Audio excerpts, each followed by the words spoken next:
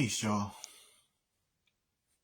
It is I, Energy Master Allah, aka the Emma, and it's been a while since I've talked with y'all face to face like this or whatever. I just dropped the AI deep dives conversations inside Black God. If you don't know what that is, Google's Notebook LM has it's an app where basically you can give the AI several sources and things of that nature. And what they'll do is they'll analyze it and they'll create it's these two AI, a male and a female, and they'll basically have a deep dive conversation on the material.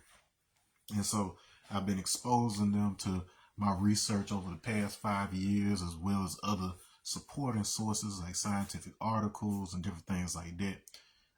For these. So check that out if you haven't. Make sure you like and subscribe on YouTube and whatnot. But I wanted to get into something. As the episodes roll out, we're going to be getting into a couple of concepts that you might not have heard before, and some things that you have heard before, but not in the context that I'm going to give it to you. And as you saw on the title of this particular live, talking about the book of Revelation. So you say, okay, book of Revelation's been around forever. What could you possibly tell me about the book of Revelations that I don't already know? Or you may be saying, Emma, I'm not even into the Bible or Christian stuff or whatever like that. What good could it possibly do me? If you're asking any of these questions instead of being receptive, that's kind of the point, because you don't have to believe in something to know what the conversation is. It's like, you know how there may be a movie that came out like years ago, and even though you didn't personally go see it for whatever your reasons may be, you're still aware of the movie.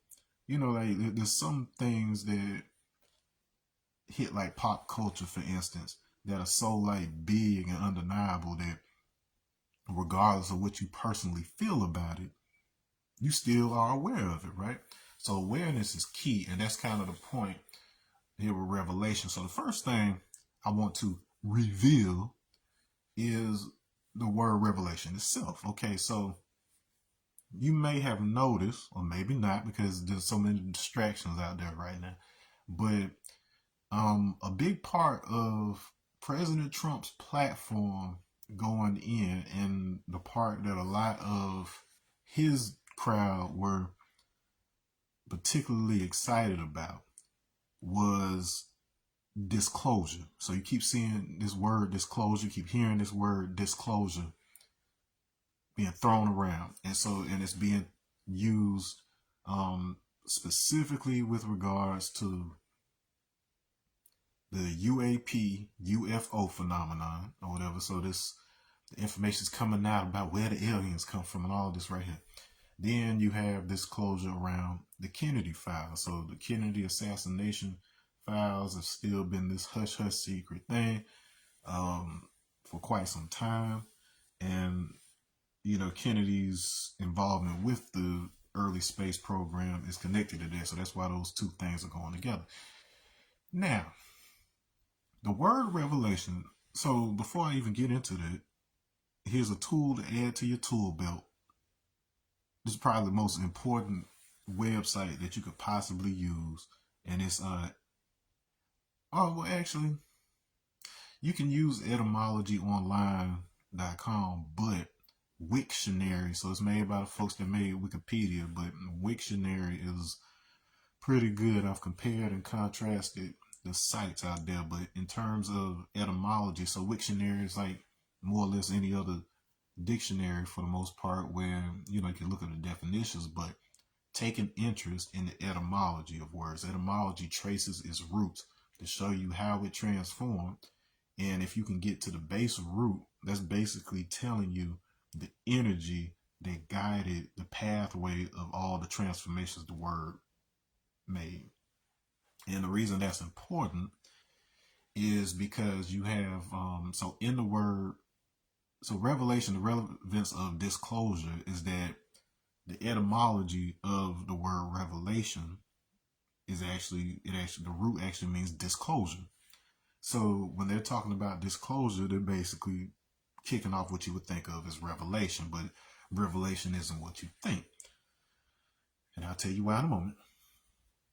Okay, so back to disclosure. So that word closure is very important because when you're talking about word meanings, closure means that you have a solid, stable definition and understanding of a word. Like you don't just memorize the word, but you have a clear understanding of it, usage of it that is more or less independent of your personal feelings or ideas about the word.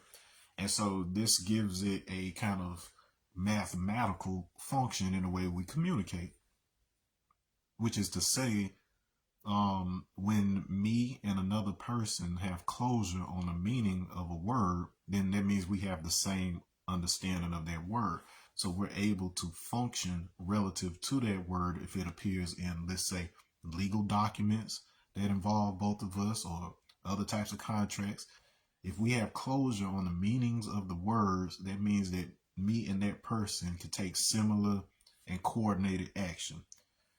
When you leave things vague and don't have closure on words, it causes confusion, which is why such things as the way people interpret the laws, interpret the Constitution, has pretty much screwed people like us for many years, because we have a tendency to only recognize what we mean when we say something, not understanding what other people mean when they say something, and then we get mad when the two things don't line up.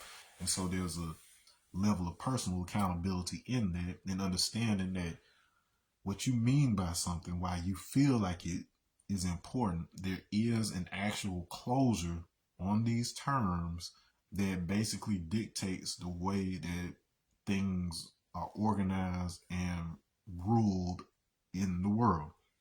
And so if you have some understanding of where those meanings came from by looking at the etymology of words, you have a way to shape your understanding that is more coordinated in that sense. Now, the thing you also have to understand about early languages is that these weren't just arbitrarily made. They weren't just something somebody was sitting around and came up with. All right, so the process. So this is my revelation over the years of engaging with this and going through the various initiations, esoteric traditions. So if you don't know what esoteric means, so you have traditions where with information that can be,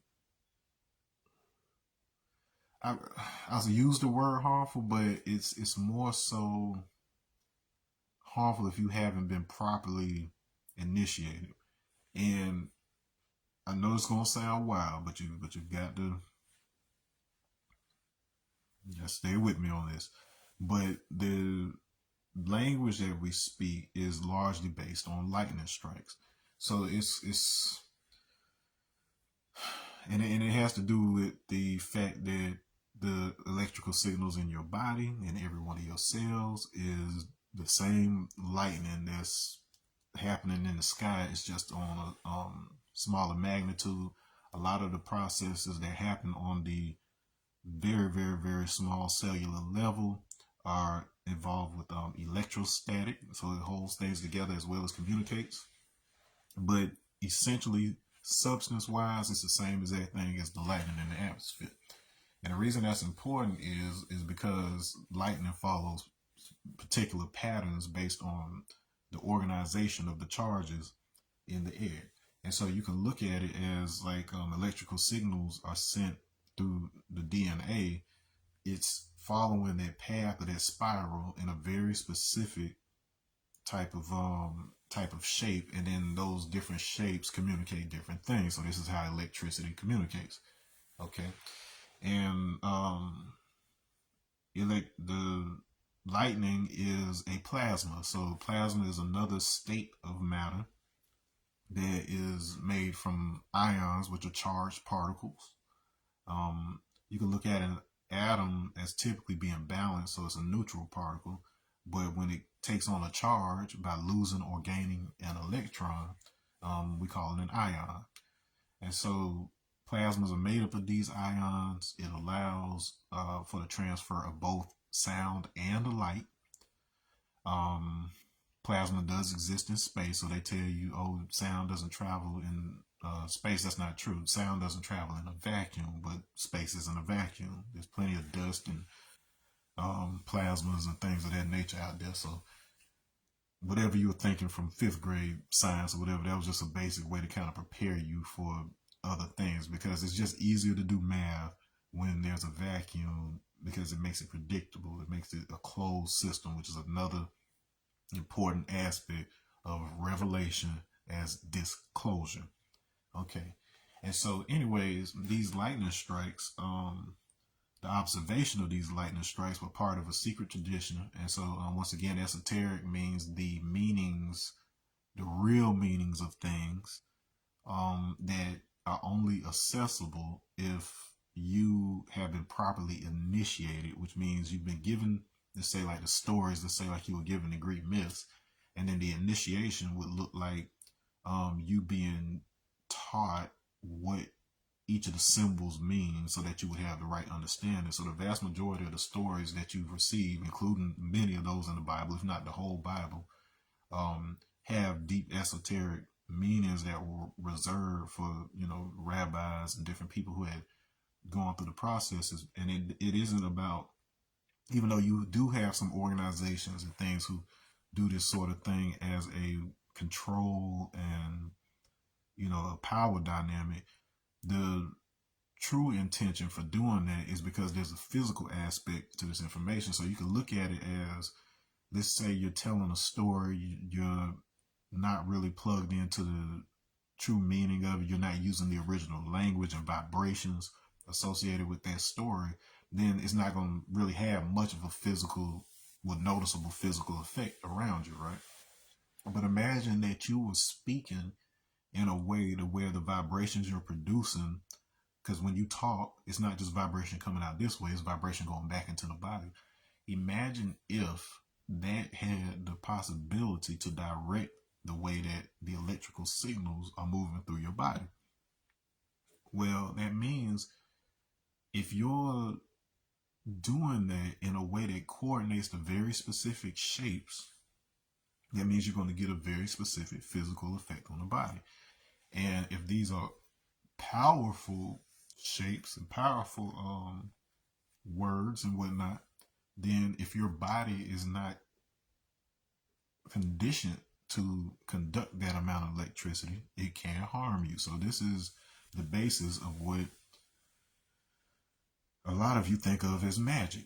And because electricity is constantly moving through you and the atmosphere, then practically everything in your reality is quote unquote magic. The problem is, because of such things as religious indoctrination, you have been told to fear and run away from magic so much that you don't even know what it is.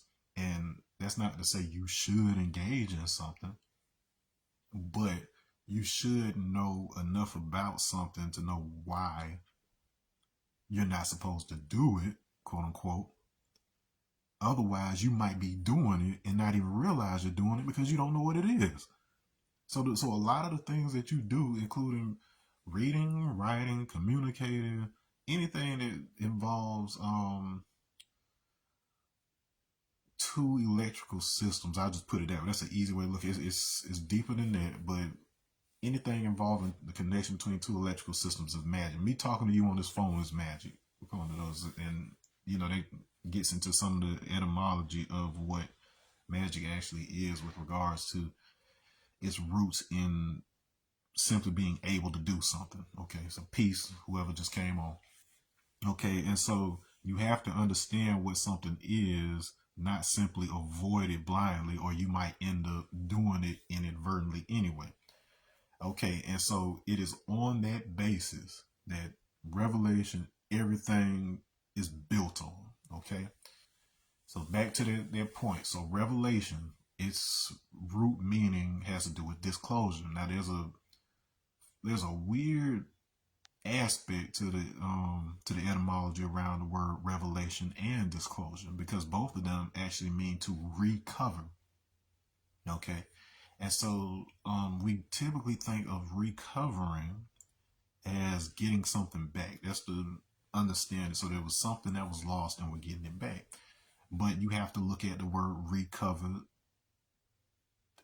like what these parts of it mean. So re means to do again. So in other words, to recover means to cover again. So this is one of the big misunderstandings. This is actually part of the revelation itself.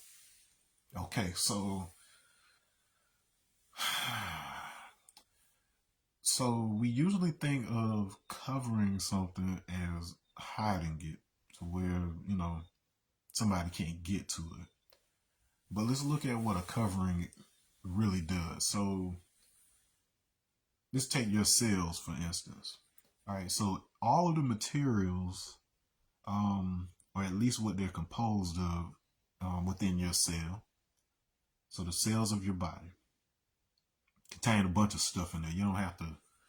It'd be great for you to know everything that's in there, but just conceptually, you can understand that there's a lot of stuff in your cells, and these materials that they're made of can be found anywhere.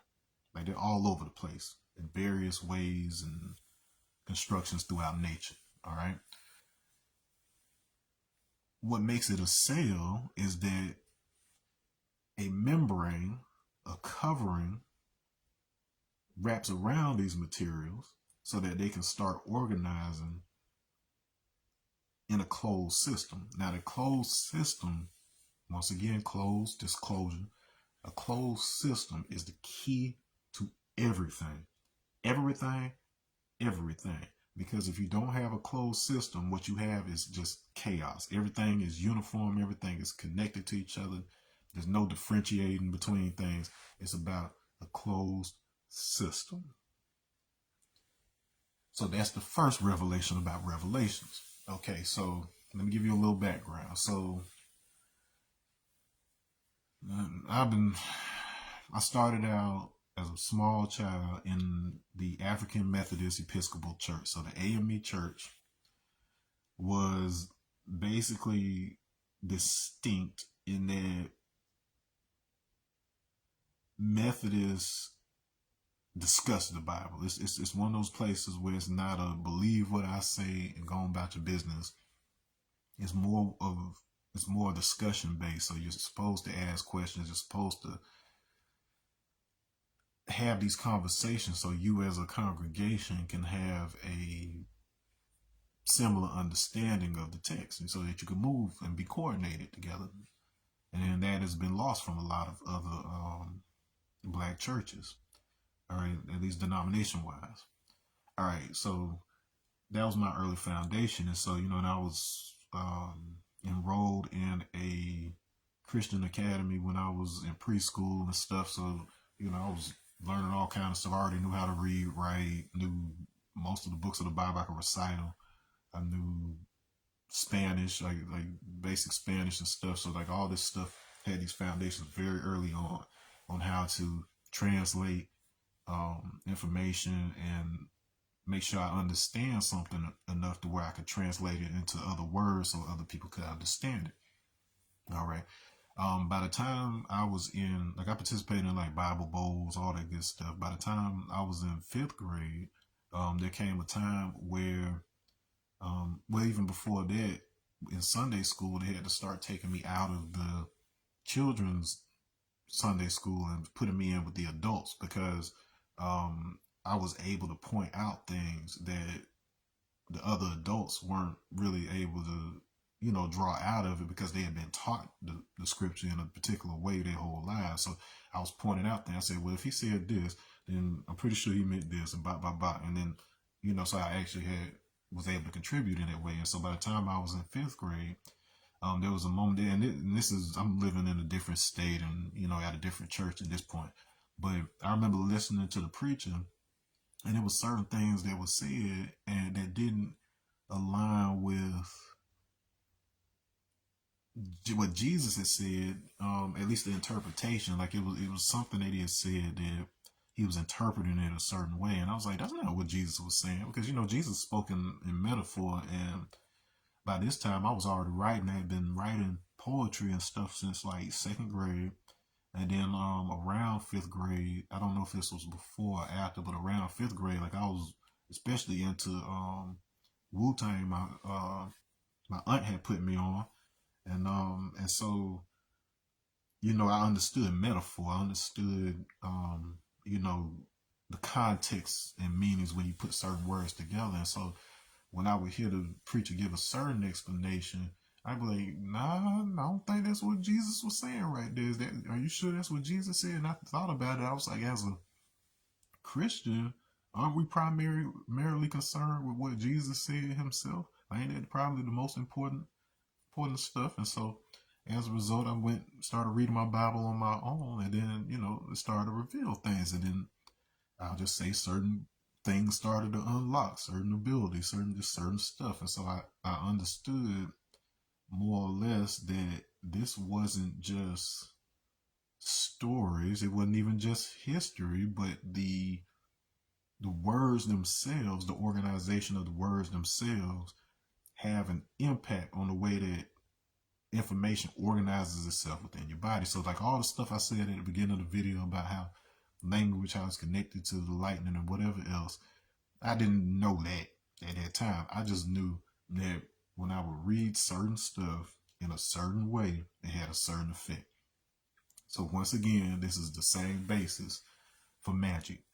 Again, back then, I had no idea that that's what that was. Okay, this is through experiencing around the world and really getting to understand people and understand the way information evolves and so on and so forth. So anyway, so after that point, I was like, all right, I'm done with this. Graduated and let me start exploring spirituality on a bigger plane. Like I got my basis.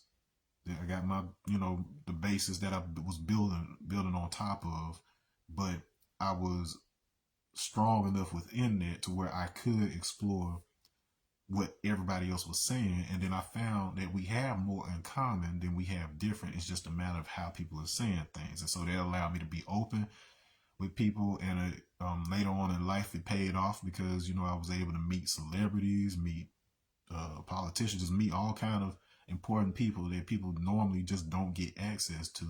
And it's not because I had more money than anybody, wasn't because I was necessarily smarter than anybody, but I was more receptive and able to kind of translate between worlds, like being able to capture and understand a way a person is communicating, and then be able to translate that into a way that somebody else could understand. So I brought a lot of people from different walks of life together, put them in the same room, because I saw, okay, this person has something that this one needs, this person has something that that one needs. So let's just create an introduction like that, create that bridge.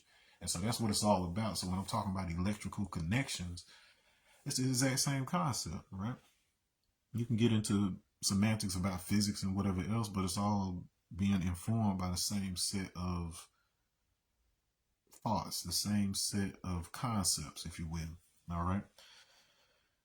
So back to this thing. So reveal, recover, disclosure. It's all talking about to cover again. And so it's about taking all of that vast information. Look at how the internet is right now with so much information out there. We got more access to information than ever, and it's only been causing chaos because there's no organizational system around it. There's no filter to say, okay, we're going to operate based on this, not necessarily that, so on and so forth. So when you have that going on, it does provide an element of freedom with regards to what you can create.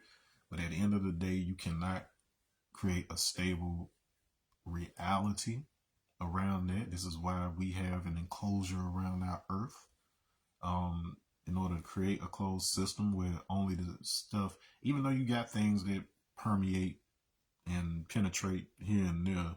For the most part, most of what we're operating on is a closed system of more or less predictable elements, to some degree. The most predictable closed system for you is your body. So you have more of an idea of what's going on inside you than you have of understanding stuff around you. But it's all based on the same concept of a closed system. Now, why that's so important is because I advise people all the time to go and watch the movie Tenet. So, Tenet by Christopher Nolan basically explains time travel in the context of entropy. So, within a closed system, entropy is basically over time, an orderly system becomes chaotic. And so, if you can trace all the movements that happen between its orderly state and its chaotic state, you can basically do that in reverse and go back to that original state. So this is probably one of the most important concepts when it comes to understanding how a nation gets where it gets, understanding how race politics, just about everything that Americans are concerned with from day to day can be attached to the concept of entropy. It's sneaky that it's embedded in something like that because unless you're a physicist or interested in physics, you probably wouldn't even make that connection. Peace, Heidi. Unless you as a physicist are also open to cultural discussions, you probably still don't even see the connection between the two. But you have to understand that all things are coming from a like set of in stone concepts, and if you know how to how to apply those across the board, you have more freedom of movement with regards to your consciousness, right? And so, but what happens when you create a closed system around something is that it gives it the opportunity to evolve and develop on a specific path. And so, even though all those materials inside your cell exist in some shape or form everywhere, by putting them in a small enclosure like that, they organize the way that you see a cell organized, and then cells able to provide a function, is able to produce life. You know what I'm saying? And so that's what revelation, that's what enclosure is actually telling you. And so this is supported by the idea that very early in the book of Revelations, it lets you know that this represents a vision that is being had by John of Patmos, and that is not even intended to be taken literally. Okay, so this is early on, and the reason being, okay, so a couple of things you have to understand about the structure of the Bible. So by this point, we know that each of these books are called books within the Bible because they were standalone writings. So they existed on their own. They were not in a collected type of format until later down the line. Somebody, different groups along the way came and said, okay, we're going to put these books together and we're going to package them as one deal. All right.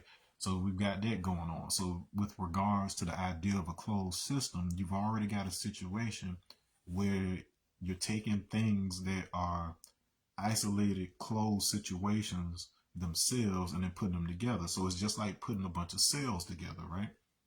Now, just like with your cells, even though an individual cell operates a certain way and it has a certain structure inside of it and so on and so forth, when you bring a bunch of cells together, depending on how you arrange those, you start to see new properties emerge that you don't see on the individual level. So, in other words, there's a difference between a Method Man solo album versus a Wu-Tang album. So you can look at a Wu-Tang album as being an emergent phenomenon that only occurs when you put a bunch of those MCs together. So there is a sound for Wu-Tang, and then each person has their own individual. That's what your cells and your body are like. There's individual cell activity than you as a body. So that body is an emergent phenomenon from the combining of all the individual elements that make you up. So you would have to imagine that the same thing happens with the Bible, where depending on how you arrange those books and which books you put together, it's going to have different effects. It's going to have a different type of overall presentation. This already creates one issue because the Protestant Bible, the one that most people are commonly, using, versions like the King James Version or New International Version, this only has 66 books. 66 books in that Bible. The Catholic Church has about 70 something, and then the Ethiopian Bible is the most complete with 80 something books. And so you could imagine that it's the difference between me having just a heart and a liver with the Protestant Bible, and then me having heart, liver, and kidneys with the Catholic Bible, and then you go to the Ethiopian, and now I got the heart, kidney, liver, spleen, lungs. Like I got the whole shebang bang, right? So these are going to operate very, very differently. Okay, so that's the first thing you got to understand. So let's take it back to Revelation. So John of Patmos is telling you right off rip, okay, this is a vision that was given to him. It's not supposed to be taken literally. Revelation, just as a word, is telling you that it needs to be treated as a closed system. So the rest of the Bible, it has its importance in different ways, but you have to look at Revelations as a closed system. Okay, so so we established this. Okay, so now John of Patmos. So an interesting claim is made in the 120 lessons that are taught in both Nation of Islam as well as the 5% Nation. And the claim is that John of Patmos is Yakub. So Yakub is this original man who so what the case was back, so we know scientifically our origins in Africa, southern India, like all this stuff was connected once upon a time. And so for the most part, you could say everybody was more or less black. Different shades maybe, but for the most part, everybody was African for the most part. Okay, and so what happened was there was an understanding, there was a connection with our greater, existence, to where we recognized that we were aspects of God. So we were basically like God broken up into pieces, and we were given our domain to rule and stuff. So we were like cells in the body of God, if you will. That's the easiest kind of way I could put it. Okay. And so likewise, this is why when we say peace to each other, we say peace to the God, because we understand that we are still God as individual, but at the same time, there's an emergent phenomenon that occurs only by virtue of all of us together. So that's something that's bigger and beyond us, with emergent properties that we don't share as just the individual. We need to plug into our network together in order to produce certain types of results. Okay, so that helps kind of clear up some of the confusion between the more Judeo-Christian God is separate from me, an invisible type of idea, versus what is being said in Black Islam. It's not that they're saying two different things. It's just that one is a phenomenon that only happens by virtue of all of us being together. However, we still are able to cultivate our individual divinity and be able to serve a specific purpose, so that we can all work together to do things. All right. And so John of Patmos, as Yakub was, once again, he was an original man. Everybody was pretty much that same thing. But we had this idea that there was no unrighteousness in us. Because we had no real opposition outside of ourselves, um, we thought that we were infallible and that everything that we did had to be right. So it could be hurting people. Like you look at the way the gods behaved in stories like the Greek myths and stuff like this. Like they were just like people. Like sometimes they did good stuff, sometimes they did bad stuff. They had all the same range of emotions. Even in the Judeo-Christian traditions, you have a God who's wrathful on one hand but loving on another. So once again, it's not one of these things where they're saying something different. They're just saying it in slightly different ways. All right. And so they thought that there was no unrighteousness within them, and that if they were doing it, it must be right. And you still know people like that today, so you can see how that can cause issue. It's right because I said I'm right, and I'm in a position of authority, and so on and so forth. And so Jacob, to show that this unrighteousness existed within the original man, he basically created a closed system by isolating a portion of the population on the island of Patmos, also known as Pelon, and the Aegean Sea um, near Greece. And so through this process, and this is just like Mendel's experiments with the pea plant. So it's not some mystical mumbo jumbo stuff. It's something that you could really do. Is if you isolate a population and you are basically breeding generations um, to the point where sooner or later you're gonna run into somebody that's related to you, but just removed by a few generations, right?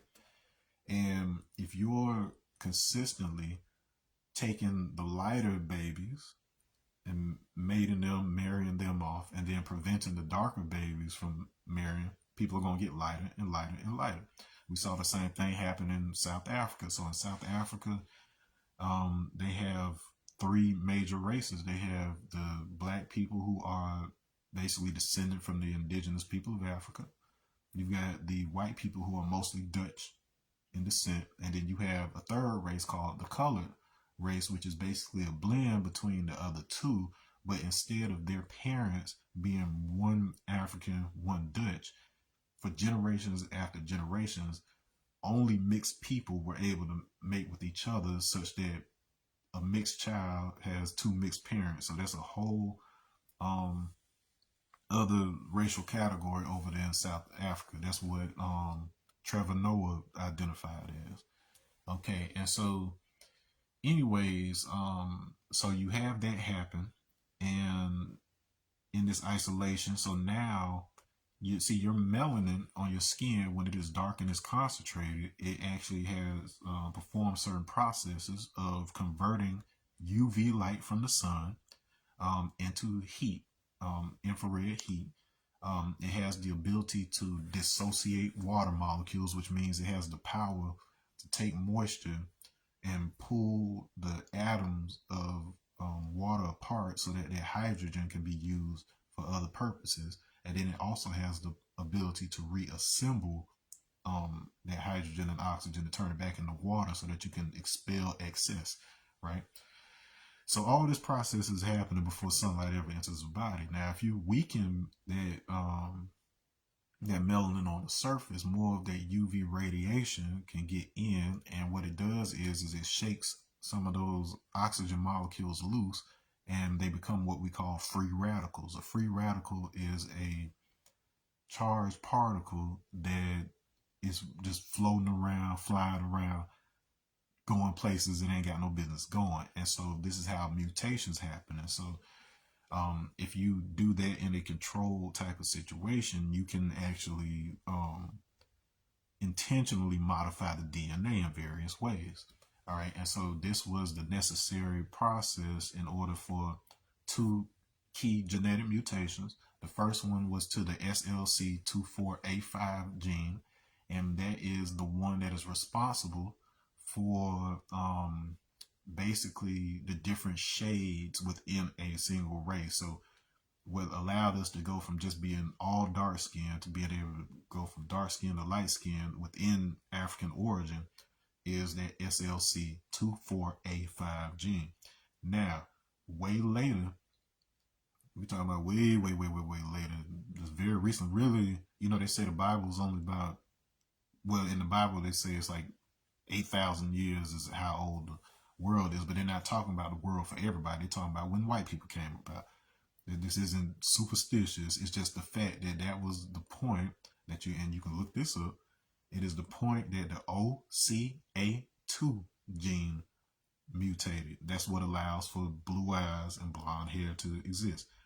It ain't got nothing to do with being racist. It's just the way that genetics happen. So, but it's also understood that that is the exact same timeline that the 120 lessons points out that Jacob was, or Jacob was going through this process. And so, yes, the name Jacob is Jacob. And so, when Jacob was sent by his father to go marry one of Laban's daughters, um, Laban means albino in Hebrew. So they're talking about the same process. Jacob's ladder has been associated with DNA. People have talked about that before. That's not something I'm coming up with. And so, but they're basically describing the same process that they're talking about in the 120 lessons. And so, in summary, you isolate, you create a closed system, an isolated population. You force them to breed in a certain way. There is a stress component involved because your DNA behaves differently if cortisol, the stress hormone, is present than if like endorphins and all of that happy type of chemicals in the blood. So they understood that if cortisol was present when these types of changes were happening, exposing them to the free radicals, due to to the UV light, they knew that certain changes could happen. This understanding of the biochemistry is rooted in alchemy. So you hear this word alchemy. This is where we get the word chemistry. It comes from the word chem, which is basically black. Um, when you're talking about Noah and his son, Ham, it's not pronounced Ham, it's Chem or whatever. So that is another spelling of Chem. Similarly, the word, so Cam, like CAM, is actually pronounced Chem. And then the reason that you have that connection is because of the Hebrew letter, the eighth Hebrew letter, Het. So CHET. And so this is why we pronounce Hanukkah with that type of sound. That one language quality, that confusion between that C and that H and that K has caused more problems on this planet. This is part of the revelation. That alone has caused more problems on this planet than just about anything you can imagine. Because if you have entire governments, entire societies being built on certain scriptures, certain stories that were specifically programmed to create certain energetic patterns and shapes within the body, and you're mispronouncing those things, it's going to cause reality to unfold in a very different way. You've interpreted the laws in a very different way, so your culture ends up developing one way. This person over here interpreted different, so their culture looks different from yours. But just like what I was saying with the etymology, if you can trace that entropy back to the original intended meaning, then you can see, oh, I see where I went wrong. I see where you went wrong. Now we can both get right together and then have an understanding between each other. All right. So, anyways, yeah, this process goes on in the GNC, and basically by creating this person who is unable to connect directly to the UV field, because that UV light, when it interacts with that melanin, it's actually being converted in a way that is facilitated by what's called photon coupling. So essentially it's the coupling of light with sound, because sound in your body is a mechanical wave, it's a vibration, and what your body does is it stores that information in the crystalline structure. Anything that is solid has a crystalline structure according to physics. So the inside of you is a crystalline structure. And so it stores this mechanical energy, these little excitations, if you will, as little balls of sound. Like you can think of them as little beads, similar to the little beads or photons that carry light. Okay. And so the ones from the light are coupling with the ones from the sound, basically like a yin yang. If you think of a yin yang symbol, you got the white side, the black side, one's light, one sound. You come together, form this yin yang. That creates a mechanical energy that is stored in the body. That information is converted into chemical energy, which is how the different atoms and molecules in your body communicate with each other. And so, in other words, the sunlight is communicating with the hormones and chemistry in your body that gives you your experience.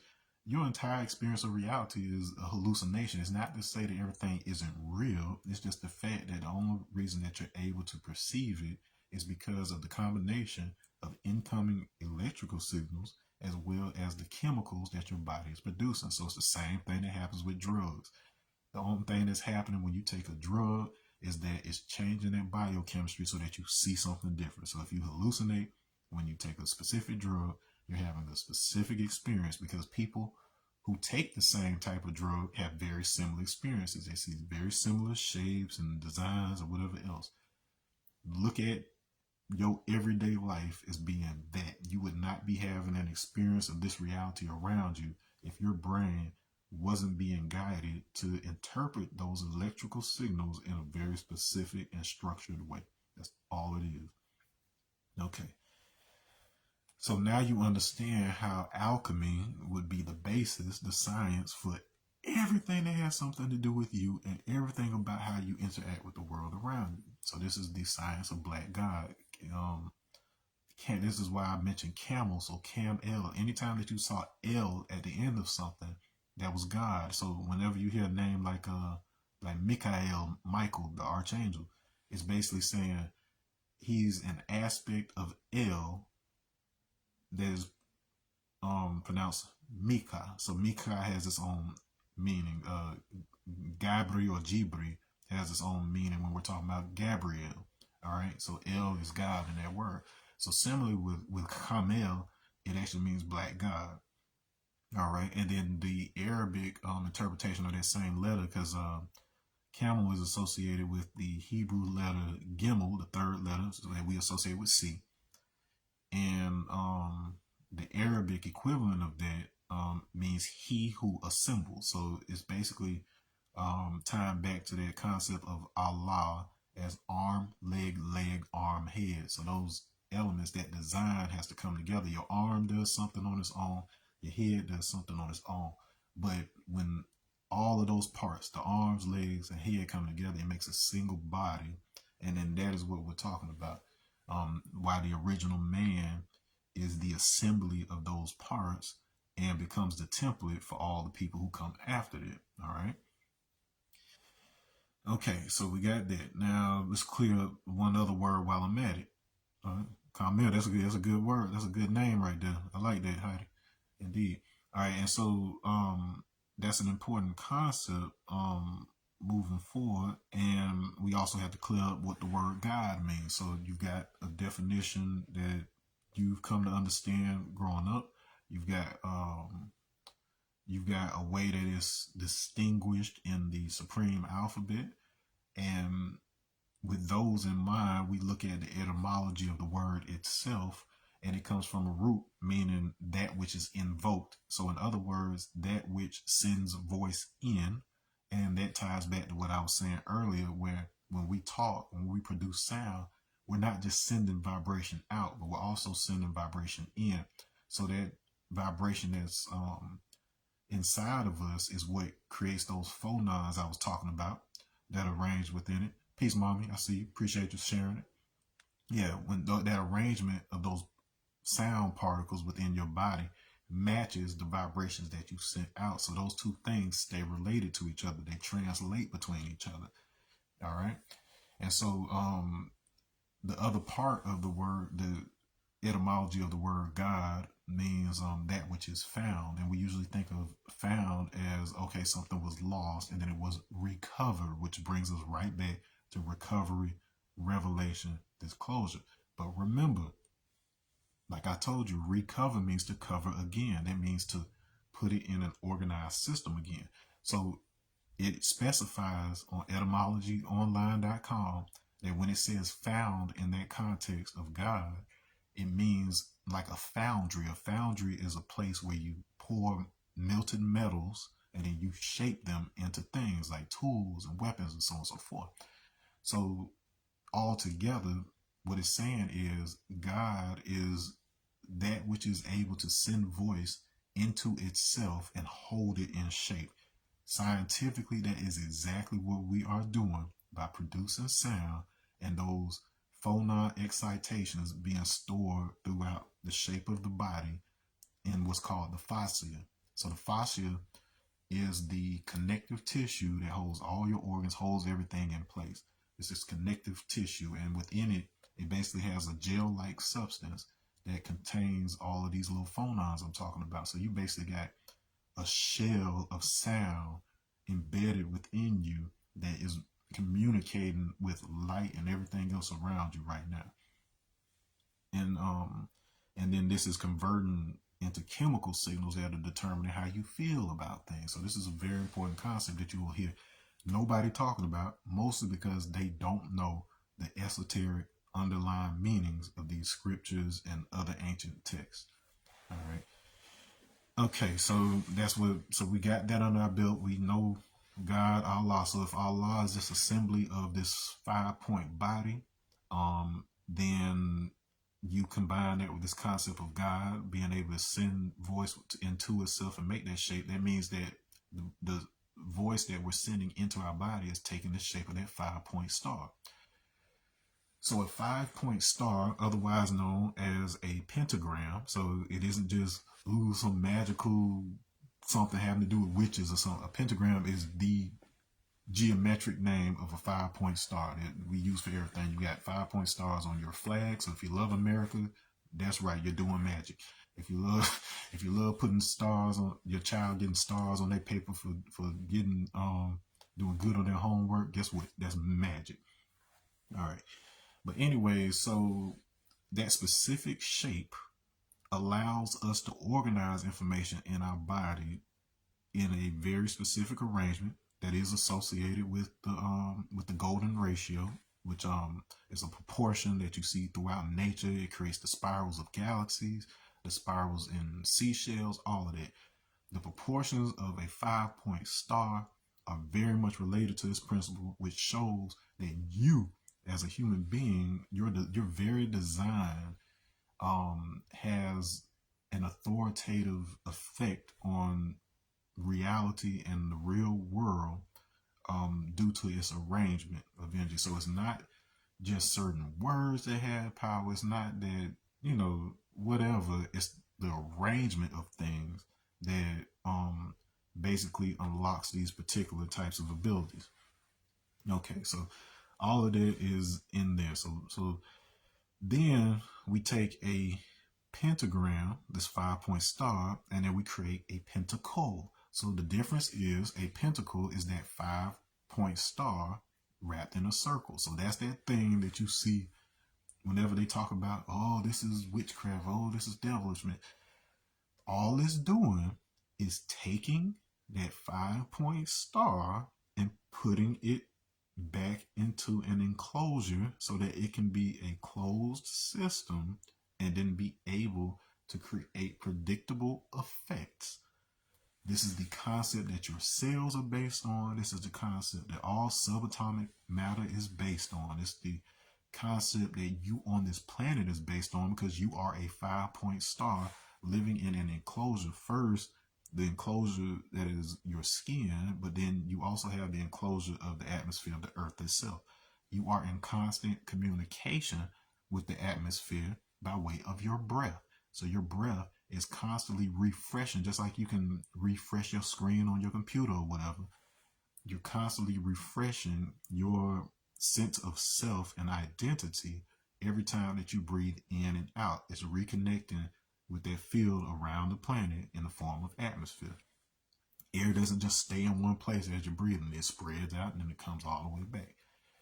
Okay, and because that contains the atoms and stuff that your body is using to create the chemicals inside of it, it's combining with that system I just told you about, with the light coming in, the melanin doing what it does, or the lack of melanin not doing anything to it, but it's combining with their breath such that there's this network of communication happening between you, your breath, atmosphere. You're connected to all of it. It's an electrical grid. Okay, this is the system that's happening. This is the basis of magic. So there's nothing I've explained to you that isn't just regular ass science, but we've been calling it magic because it's an understanding that most of us don't have. Okay, now you can go months without food, you can go weeks without water, but you can only go a few minutes without air. So that tells you the importance of breathing right there. So that means that most of your ability to experience yourself as alive and as an individual has to do with the fact that you're taking that air from the environment and you're shaping it within this body as a closed system. So the way that air behaves in your body is different from the way that air operates outside. It's doing different things, different processes there, but within your body, it's being organized in a very specific shape, taking very specific paths. So as we've described throughout this whole thing, a closed system operates differently from the closed system it's contained in. Okay, because the thing you're contained in, you're just a piece in that thing. But as far as you are concerned, you are the whole, and the stuff inside you are the individual parts working together to make a you. All right. So revelation as a closed system, you can look at that as a single person, who in this case is John of Patmos, as the book itself tells you, compared to the rest of it. And so we've got this concept of devil and all this stuff that you hear if you listen to like Wu-Tang music, or you listen to anything from the outside as an outsider about Nation of Islam or whatever else. You have this idea of the devil is, oh, the white man's the devil and he trying to do this, that, and me. But they also tell you the worst kind of devil is a black devil, because the reason being is that you have to lose the knowledge of yourself and identify something other than yourself in order to be devil. It isn't inherent in your skin color, but it's just a matter that Jacob put his people through this process so that they would not only be different in their ways and actions, but they would actually be physically a manifestation of those differences. They're different. Like, look, nobody's better than anybody, but at the same time, even the explanation I just gave of how melanin works, like, there's just physical things my body is doing that somebody who's much lighter than me isn't doing. It's protecting and converting that sunlight in a particular way. Once again, it doesn't make anybody better than anybody. It's just that you got two different things happening. Peace, Keith. I see you. Yeah.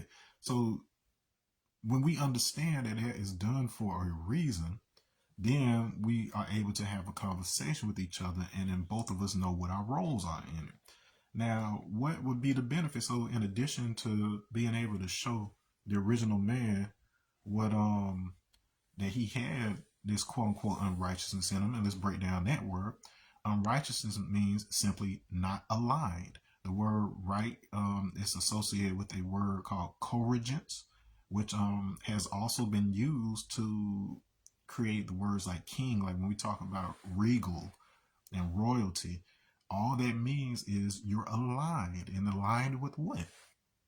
Well, if my melanin is converting light directly from the sun and turning that into mechanical and chemical energy, that means that my body is aligned with the sun. That's why they call us the son of man. If my body has been altered, if my DNA has been altered such that I don't have the same relationship with sun, my skin isn't converting that sun, it's burning me, then I am no longer aligned, and then therefore I am no longer what I'm talking about here, right? So that's all that righteousness means. The original roots of righteousness means that type of alignment. It doesn't mean that you're bad. It just means that you're not align in that way. So what happens if you disconnect a people from that natural connection to the universe that regulates our system, then that means they're going to behave in a different way. That means that they're going to get their ideas of how to interact with the world in a very different way. And so, you, as the father or mother of civilization who put them in this predicament in the first place, you have a responsibility to teach them. You have a responsibility to teach them. They're your children, right? And so, all the various practices, specifically yoga, both in so let's make a statement about yoga and the origins of yoga.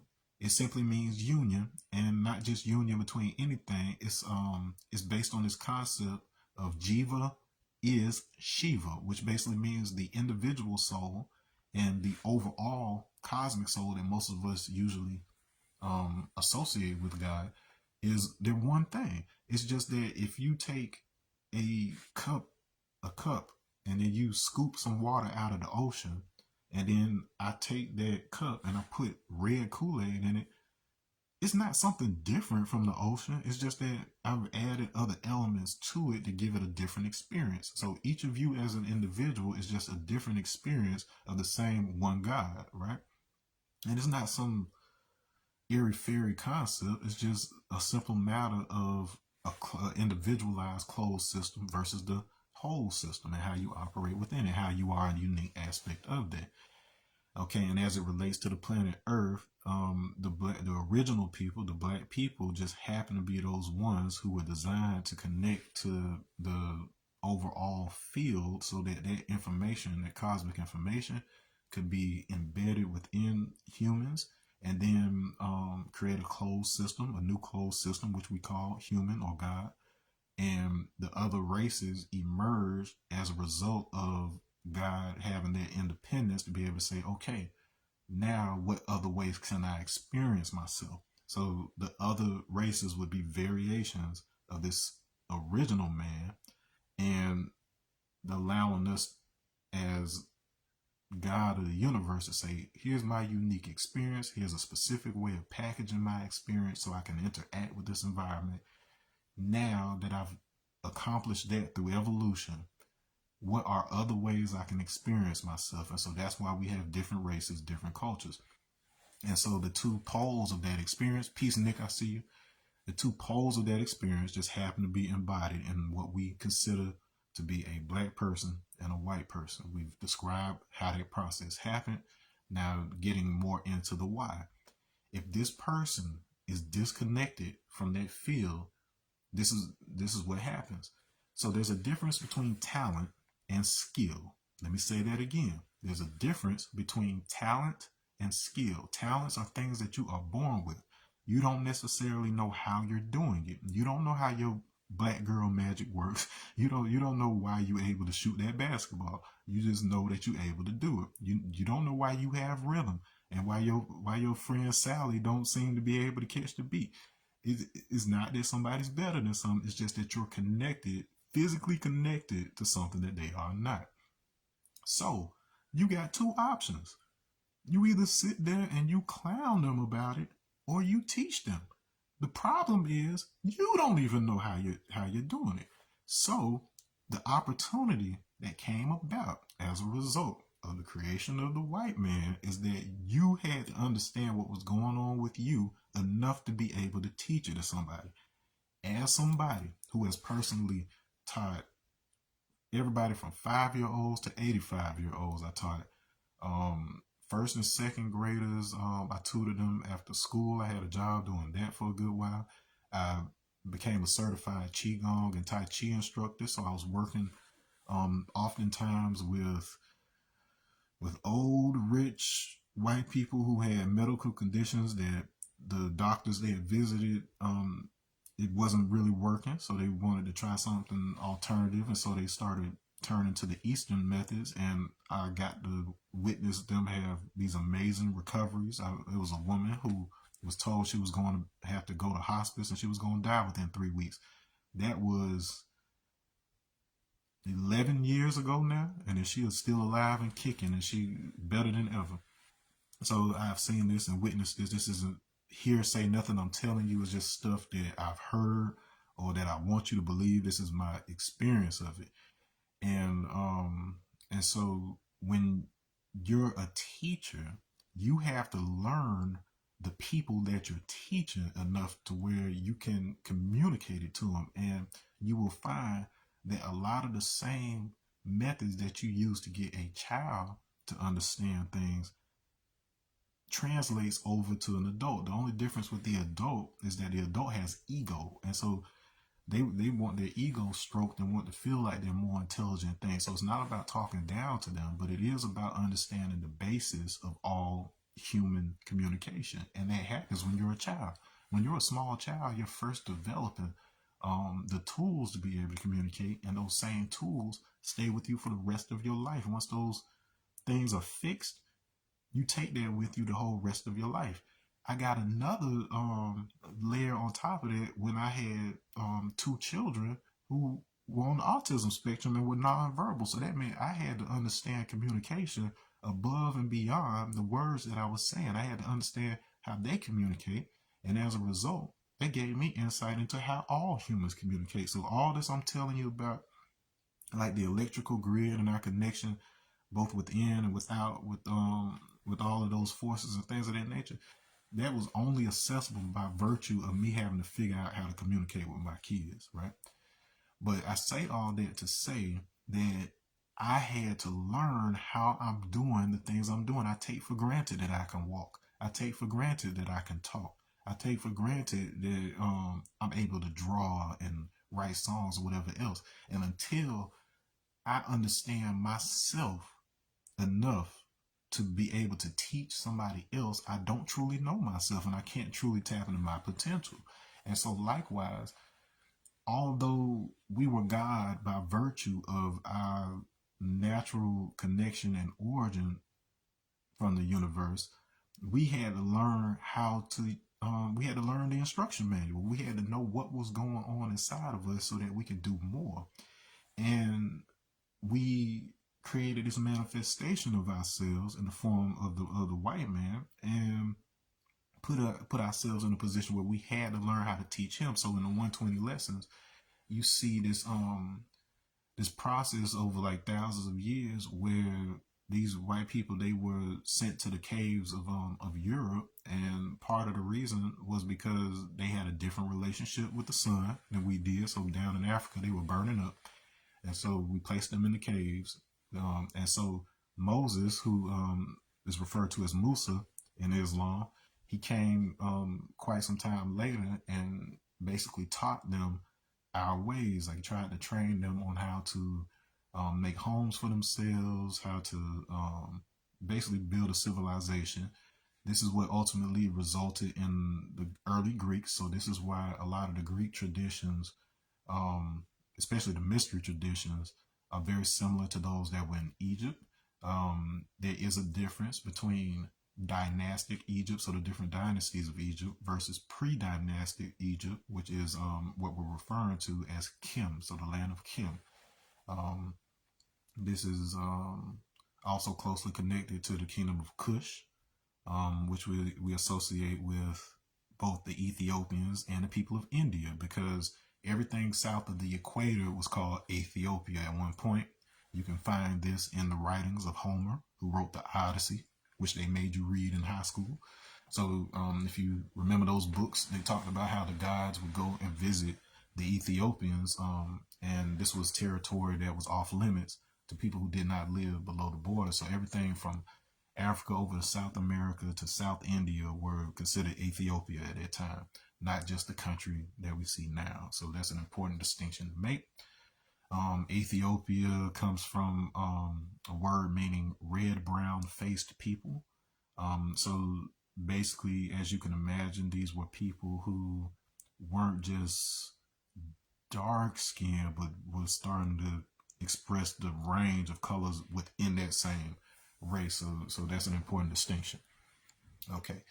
So anyways, so we had to learn how to teach this white man in order for us to be able to civilize them.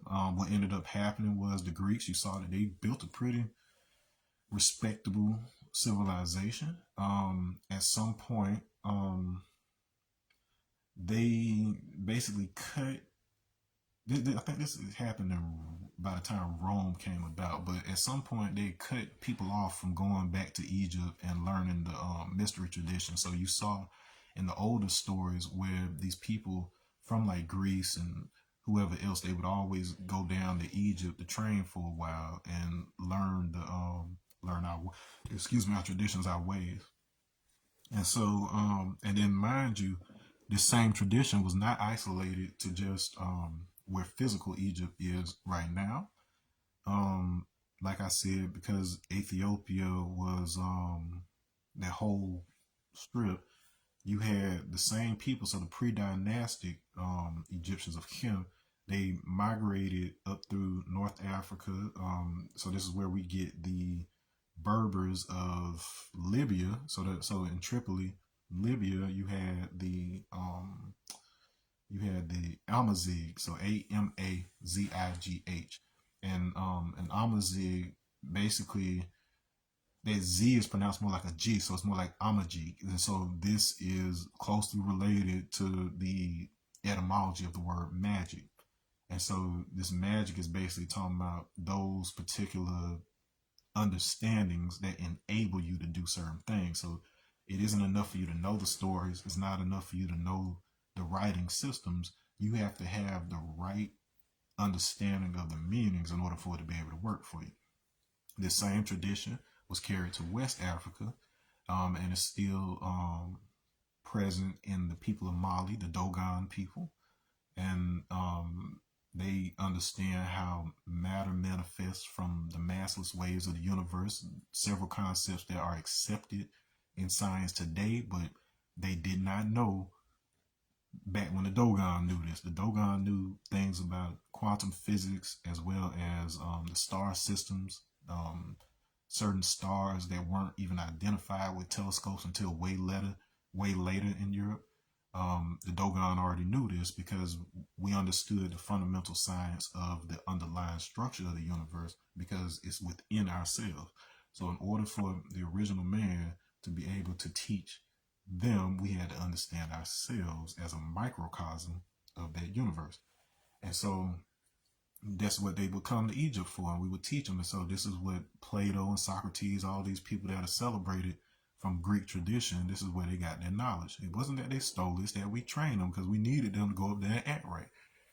Problem was some authority came along and started cutting them off from being able to go and get those traditions because they needed to once again create a closed system so they could control people.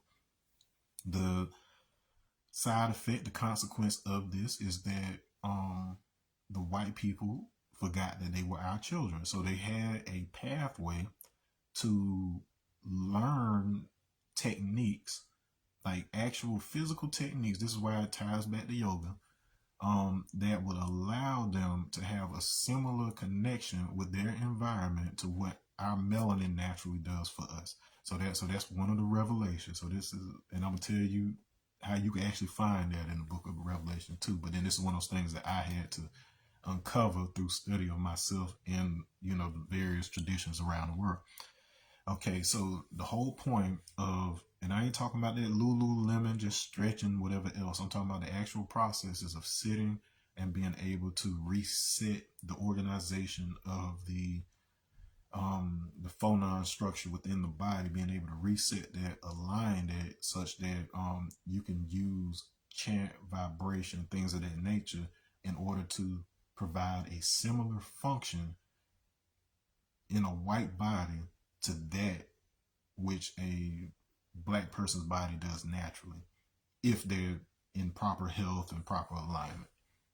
Okay, so we are equated within that concept. So we have the naturally born God, and then you have in China they call Jupiter Fu, and so if you look at the word fool, you can look at that as Fu El, as a which basically means a stand-in God. So it's basically the idea of being given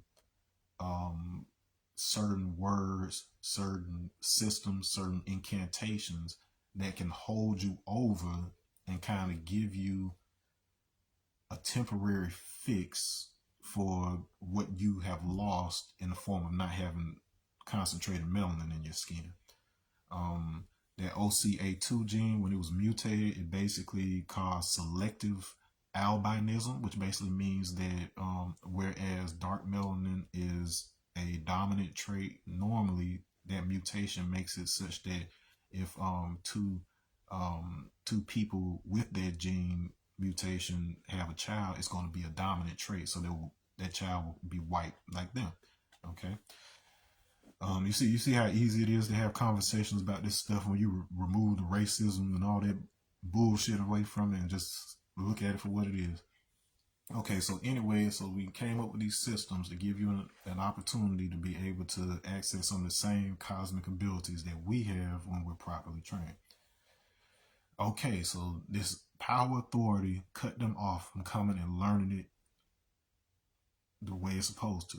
This is the purpose of the book of Revelation. The revelation is that, yes, you have access to this information about certain yogic practices. You even have access to the rituals that are found in the Bible. There are several. Most of the books and passages are actually incantations in their original language. So in their original language, the Old Testament being inscribed in Hebrew, the New Testament being inscribed in Greek, and the Quran extending that tradition by inscribing this in Arabic. These are incantations, meaning that when you speak these things properly, when you've been trained to speak them properly, they actually have certain manifestation abilities to affect reality. This is not a joke.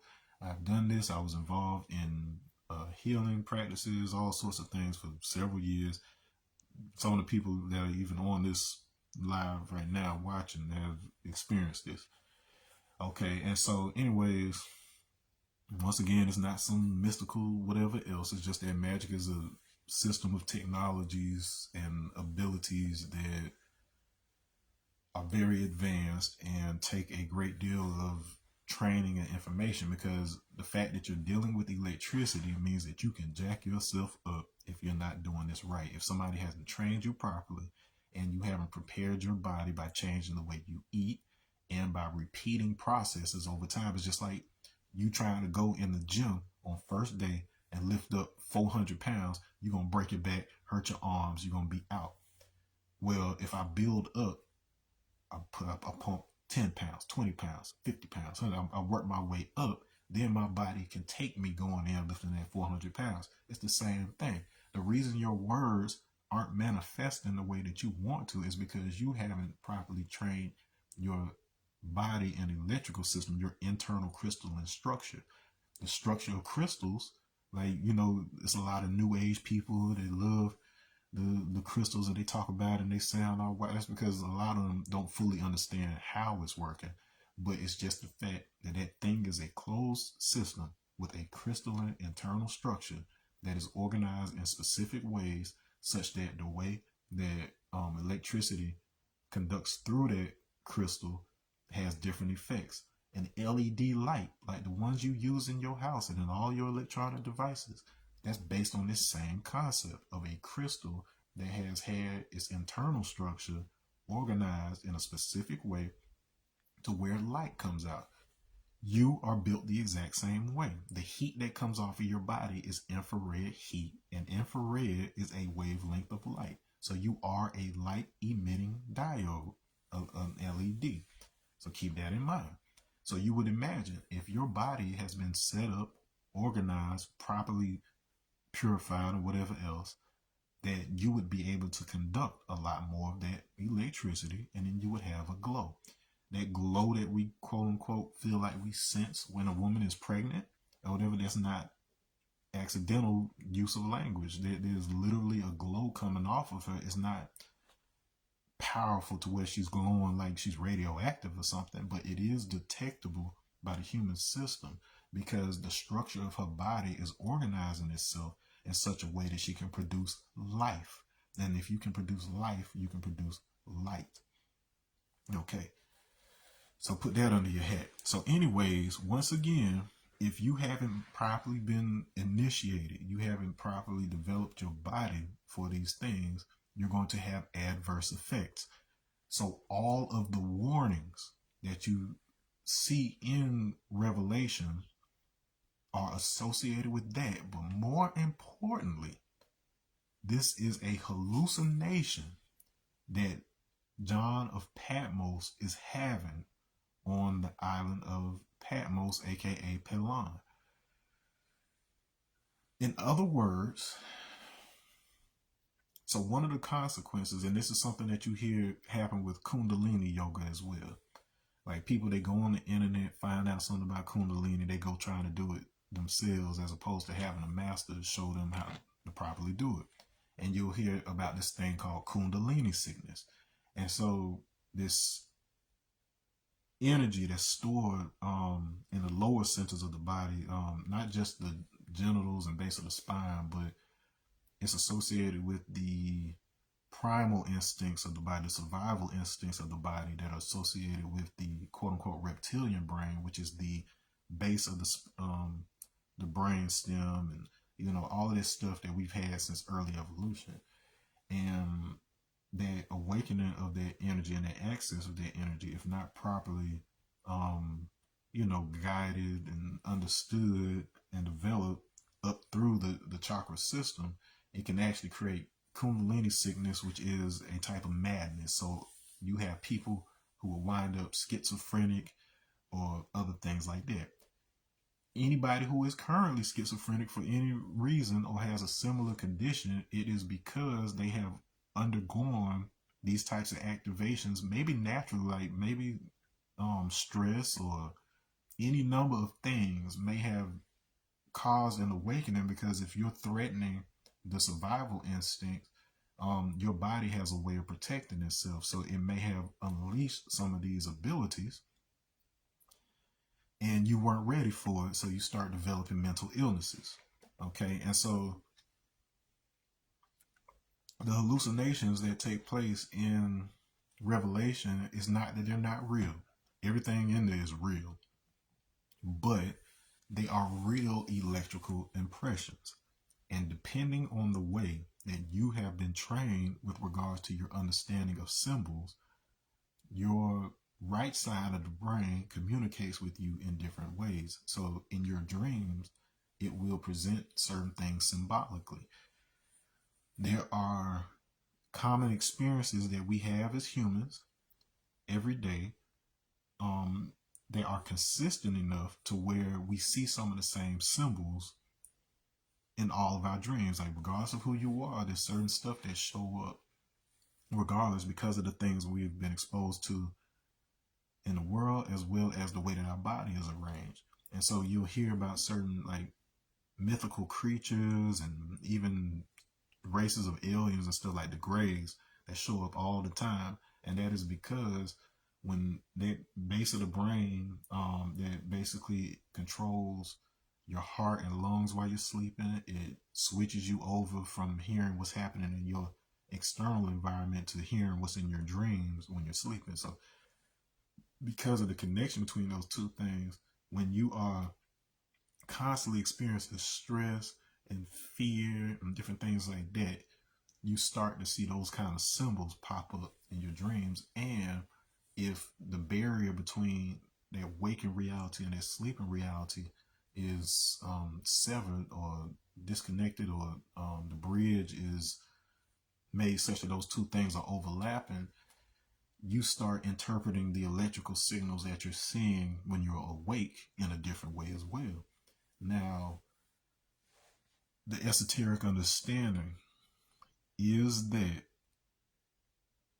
there was a point in our evolution where that separation did not exist. And so you had shamans and other people who were able to do these things that we would think of as remarkable now, but it was just natural then because they did not have that barrier between the two. And so they were able to interpret the electrical signals of nature in a way that their brain arranged as actual beings and spirits and things of that nature.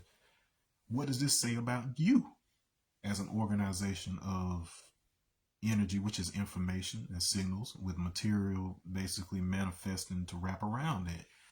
You too are one of these arrangements of signals. And so our brain is designed to interpret what you're seeing as a human, right? So if your brain was either trained to see a different set of electrical signals or be able to see more of the electrical signals, then you might see other attributes about me or whatever. I can tell you right now, if you're black, if you're my color or whatever, if you can see the other spectrums of light, we have a blue glow.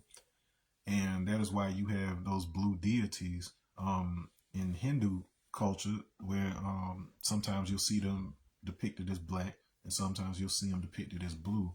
But we do have a blue hue because the color blue is associated with serving the same purpose as the sky. Like the sky is blue because it holds energy together, and so the quality of our melanin and the information at the center of our cells in another black substance called chromatin is basically, you can look at that as static electricity is holding the atmosphere together, but it's also holding you together from the inside. So the same thing that's holding things together from the outside is holding you together from the inside. And so their blue quality is involved with that, and it's also involved with speech, because when we talk, we're basically interacting with air molecules, the ones that we breathe, in a way that is tied to aerodynamics. So the same aerodynamics involved with making the plane fly are present when you're talking. Like you can look at those your vocal cords as flapping wings. And so as a result of causing these particles of air to move past each other and rub against each other, is creating static electricity. So in other words, the different words that you speak have a specific shape of static electricity that it applies to that air that you're sending out when you talk. Okay, and so we already talked about how specific shapes have specific effects when it comes to electricity. Even if you look at like a microchip or wiring and different stuff, they have those things wired the way they do because the different shapes and paths that electricity follows, it creates a field that has different shapes based on how those paths are made. And so your brain is doing the same thing, your body's doing the same thing, everything around you is doing that.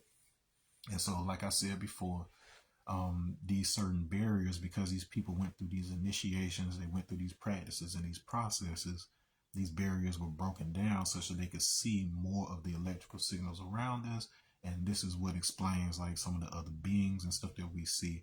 They're just as real as you and me, and they have absolutely no effect on you because you have divine authority unless you give them permission.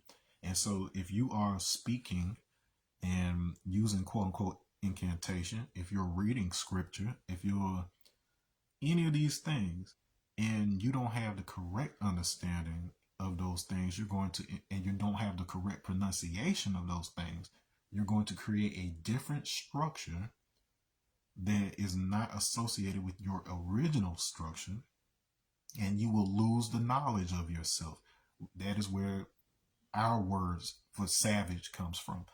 Savage basically means one who has lost the knowledge of themselves and who is living a beast life. That's what it says in the 120 lessons. What that's actually referring to is that something that is an urge, a impression that is being facilitated by the survival part of your brain is causing a certain set of chemicals in your body, a certain set of influential responses in the body that cause your your fight or flight mechanism to communicate with your brain in a way that has you fear certain things, has you pursue certain things. And so your consciousness, your idea of who you are, becomes attached to that ego that is attached to that beast nature, that survival nature. instead of you being the one in control and being able to coordinate your sense of self with your connection to the universe. Now, the word love is a very interesting one, because when we talk about love being the connection of our souls to the overall cosmic soul, but it's not your idea of love that connects you. It's the actual energy, the actual objective vibration itself, and what it actually is. If you look at the etymology of it, it comes from desire. And the word desire itself means from the stars. Um, Remember what I just said about a star, that 5-point star design that your body has is associated with the golden ratio. The golden ratio can be thought of as the equilibrium, the middle point between things. So everything that you see, the various different shapes, are a variation of that. So the farther you get from that ratio, the more different you're going to be, and the less aligned you're going to be with everything else. Okay. And this exact ratio appears in a number of places, including in black hole entropy. So we talked about entropy already as this state of something going from orderly to chaotic. And so we can look at that as time, the time it takes for this thing to be in complete order, to be in complete chaos. And in black holes, the surface of that black hole, called the event horizon, you can look at that as containing the energy of everything that's happened inside of that black hole. So like let's see, what's a way to look at this? Okay, so let's say I have an aquarium. So an aquarium has a rectangular type of shape. And so when I'm looking at that rectangle from different angles, I can see all the different stuff that's happening inside of it. Now, if I look at that aquarium from the top, I can only see one surface. I can only see the top of it. And so that surface creates a 2D flat image of everything that's happening below it. So if I take a picture of that, I'm seeing a 2D flat image of everything that's happening inside of this 3D object. You can look at your skin as that. You can look at any surface as being that. It's basically a snapshot of all the stuff that's happening inside of that thing. And it's combining it into one picture. So it's almost like just a shadow, a reflection of that thing. Okay, and so a black hole surface does that. So in other words, that golden ratio is creating the midpoint between incoming information and outgoing information, and then projecting it as this one flat snapshot of everything going on inside of it. Okay, and so so you as a person represent this exact same thing. And so they integrate, so all of society integrates that exact same concept. And so if you understand that concept, you can understand the underlying core that is connecting everything. And that it's in that connection that allows you to start being able to control things happening within your body and outside you in the world. All right. And again, the warning of Revelation is that if you don't have that organization of those symbols, that organization of that understanding, it's going to have different effects on you. You will have people that can perform magic tricks. You have people that can perform miracles. You can have people that perform some unexplainable things, but these are just side effects of only knowing part of the story. And so what ended up happening when Musa came and gave that information to the Greeks, he didn't give them the whole story. And what ended up happening in Europe when they cut people off from going down and getting properly initiated in Egypt is that the Dark Ages happened. And so the Dark Ages was a time where there was just disease was rampant. Everybody was seeing, like, you'll hear reports of some wild stuff during that time, including like vampires, werewolves, stuff like that. And part of that reason is because they had these activations, but they were tapping into certain field impressions that their brains were interpreting as these very real forces that we normally don't interact with in that way when we're properly alive. And so disease was rampant. They were living with their animals and all this. It was a lot of sickness. Leprosy was spreading. It's a bacteria that causes leprosy. It was bad. And so you hear these stories about the Moors who came and quote unquote conquered Egypt, but I mean not Egypt, excuse me.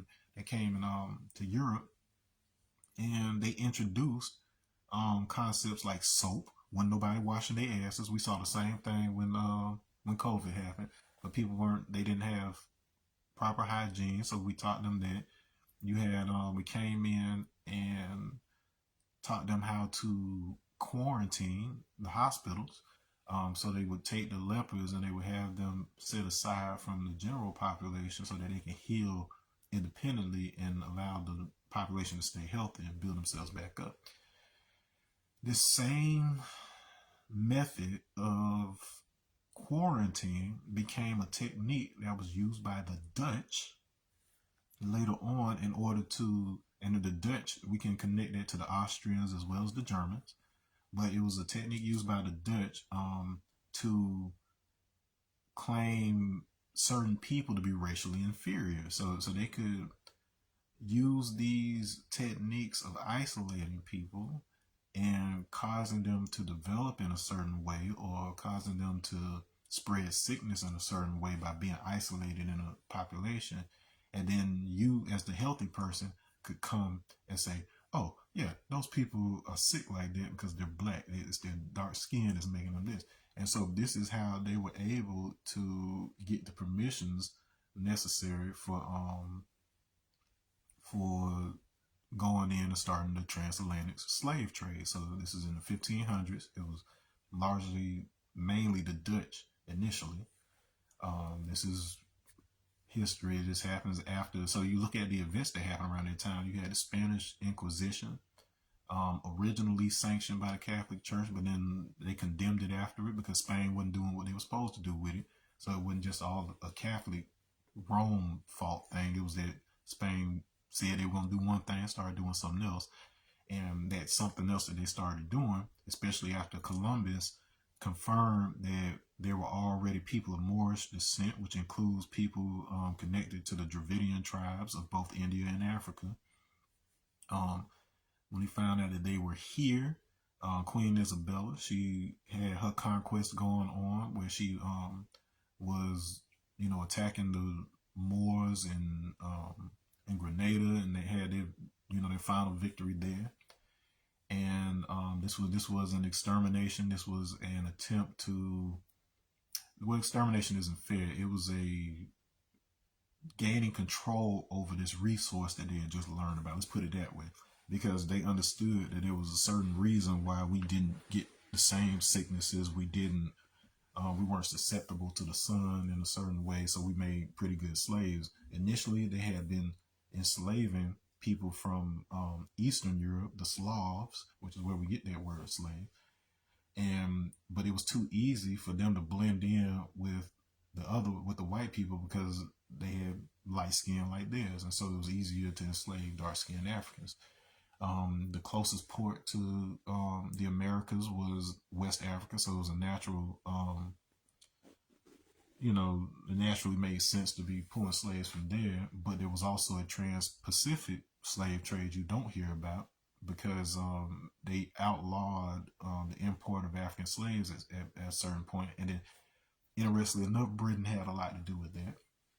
Whatever, but it became illegal because once Elizabeth II got in, she started outlawing slavery. So if there were British people, it was outlawed in England itself. And so if you had English people that were still going and getting slaves, it was because they were working off the grid. They were doing so, and this is a large part of the reason for the Protestant movement, because they wanted to be able to separate themselves from the Church of England so that they could do what they wanted to do, i.e. have slaves. Okay, and so anyways, so the Dutch, they do this. This is largely at the root of most of the conflicts that we've had between certain allies, we'll say, versus the Nazis. There's no better way to put it. Even though the Nazis refers to a specific party, this is a part of a lineage of Germanic peoples who lost the knowledge of themselves because they were cut off from it, and then don't know who their ancestors were. They don't know their connection to us. And their power was largely rooted in their ability to keep others from knowing not only who they are, but keeping slaves like ourselves unaware of who we are. Like if devil doesn't know himself, if God doesn't know himself, and God and devil don't recognize each other, we don't understand our dynamic with each other. It doesn't always have to be one of hatred, but we have to understand that one is serving a particular function, the other is serving a different function.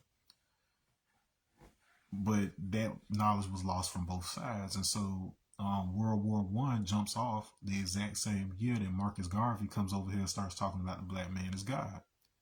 And so this is not coincidence, because you see that the assassination that ends up happening happens with a Serbian man who assassinates the Archduke of I believe it was Austria, or it was either Austria or one of their connected countries. So you can just look at Austria, Germany, all of that is like a certain ideology, whereas Serbia is more attached to the Russian ideology. There is a relationship between the Russians and France, and so you can basically look at it as we're looking at the French versus the Germans, the Russians versus the Germans. There's a particular ideology over here, particular ideology over here. Look at the history of Germanic peoples with regards to the Nazis, targeting specifically black people, handicapped people, Jewish people, and gypsies. And that's a very specific mix of people because of this connection that we have, not only to this cosmic connection I was talking about with melanin, but something that I call the language field. So if you think of it as this field of all the collective impressions and understandings that we have of things, there was a certain understanding that we had of reality based on the scriptures and the practices that we did in our cultures that allowed us to tap into something. And you say, what about the handicapped people? Well, autistic children, if you look at this documentary called the Telepathy Tapes, where this Harvard professor, this neuroscientist, investigates this phenomenon where parents of autistic nonverbal children are experiencing telepathy with their kids. There's no better way to describe it. They're transferring information, and these nonverbal kids are connecting with each other. And I've had similar experiences with my children, so I know this is very real. And these are experiences I had long before I knew of a thing called the telepathy tape. So there was nothing to influence me even looking for this idea. It was just something that happened. I was like, what was that? And I had to investigate it. And so they were a very real threat to revealing the truth of who these Nazis were, and the concealment of knowledge that was allowing them to rise to power in this way. So this underlying dynamic, regardless of the names that is taken, extend all the way back from that time where both God and devil lost the knowledge of themselves. God forgot he was, like the black man of America forgot who he was, and then the white man of America forgot who he was, and forgot that, our shared origins as well as what the dynamic is between them. And so it became this struggle for wealth and power and oppression, concealment, all the stuff that we see now. But in order to be able to find solutions for where we are now, you have to know where we came from and how all that happened. Okay, so let's bring it back to the Revelation.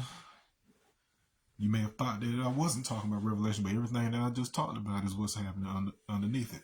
All right, so we already talked about the consequences of getting this information and trying to do these practices without proper initiation. So the instructions that were given to John and Patmos was to write down and record the vision exactly as it happened, not to interpret it, just to give the symbols as it was. In doing so, he did one of the most important things that happens in the Bible by one, telling you that most of the information, most of the stories that are being told throughout the entire Bible are basically the way that the information came to a person, not necessarily what physically happened out here. That is important because there's a certain arrangement of those symbols and a certain occurrence of those symbols that reveals a certain underlying geometric mathematical structure, if you will, between the relationships between these different ideas and concepts. And it helps you to start organizing that in your brain. Now, I told you a little bit about my background as a kid and in school. So starting around high school, for whatever reason, like I asked the pastor to baptize me back when I was like 11. Nobody sent me up there. No adult made me do it. When I understood what Jesus was saying, I understood what the process was. I knew it was an initiation. I didn't know that's the word for it. But now that I understand how initiations work in mystery traditions, I understood the purpose of baptism. And I also understood that said initiation would not work unless, of course, you had a certain understanding and you had a certain organization within yourself. Because this is the conversation I've had with different people that have been baptized. Some have had the experience I had, and then many others have not because somebody made them go get baptized. So it wasn't like a willing initiation. And so, anyways, in high school, for whatever reason, I don't know what compelled me to do this, but I did this on maybe like 2 or 3 occasions, and whoever would sit and listen, I would read Revelation from front to back, like no particular read, because it says in there that it's like a special blessing for for the listeners and readers of the word. There was, and just like for whatever reason, I was compelled to do this, and among the people who actually sat and allowed me to do this were my youngest sister and brother. Well, Cedric's not my youngest brother on both sides, but the youngest with my mama.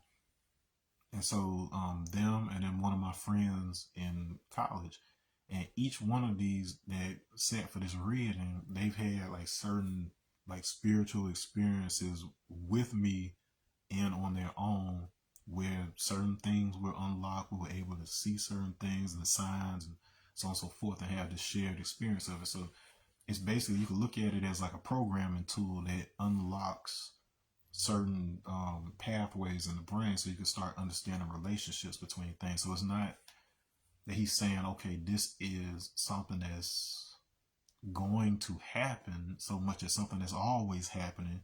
And the revelation is your ability to incorporate that into your body as a closed system such that those symbols can help your mind make the connections between what's happening inside your body and you be able to regulate it. And so a lot of the different like plagues and kind of scary stuff that you hear in Revelation is actually a warning of the side effects of you undergoing the awakening Kundalini enlightenment process. Right? Okay, and so your evidence say, "Oh, that's a great interpretation, Emma." Well, that's okay. No, I'm telling you, that's what it is, straight up. And so your evidence comes in specifically in Revelation 16. Um, Even better yet, I'll bring attention to Revelation 16:16. Now, the significance of even that numbering 16:16 is, so a 16 is a 1 and a 6. These add up to be 7. Now, if you know anything about chakras in the body, the main 7 that we deal with, 6 are in the body, and the 7th is the crown, and so it's outside of the body, and it's what connects you to the overall system. Okay, and so if you have a 16 and a 16 reflecting each other, what you're talking about is alignment. So it's like you've got the template for how this stuff should be set up, and then you've got the way your chakras are now. And so throughout that specific chapter, throughout Revelation 16, it is talking about the consequences of that alignment not being there. And this is important because in 1616, this is the only place, this is where the word Armageddon is mentioned. And Armageddon comes from, it's not, oh, the end of the world. Armageddon is this meeting ground where you have these two opposing forces are supposed to be clashing, with the different factions are supposed to clash at this place. Now, Armageddon basically means the mound or mountain of, how to put this. So, all right, so when you hear, so on the telepathy tapes, you hear the kids and the young adults who are connecting with each other telepathically like this talk about this thing called the hill. And so the hill is basically like the shared like field of whatever that they're connecting through and they're able to meet. The significance of this is that what that language field does is that regardless of what language you speak, it takes your intention and it communicates using that. So it basically, regardless of the language somebody else speaks on this end, you will get the information in your language that you understand. So the field is basically translating it for you based on your intention. So it's not something that you have to physically be trying to say or be thinking to say. It's just that the impressions of your intention, your true intentions, meet up in this place. And so it's kind of like this purified field where there's no confusion over what somebody means. And that's how telepathy works. Okay, and so what's being represented in Revelation 16:16 by this Armageddon is that in order to keep people from using these techniques, from using these different chants and incantations, they basically, each culture basically created a different dialect for the original language. So the original language that the incantations were in, different people took that, made different dialects and spins on it so that a person wouldn't be able to access the power of it until they were properly taught. And so Armageddon basically represents bringing all the different dialects together, the different myths and everything else together. This is what's meant by throwing the dragon or the false prophet into the lake of fire. It's basically saying, I'm taking all those elements, putting them in a pot, cooking them, stirring them together so I can smell what the underlying meaning really is. And so that's what's happening. That meeting ground, that battleground is happening in Armageddon, is these understandings coming together to reveal the real picture.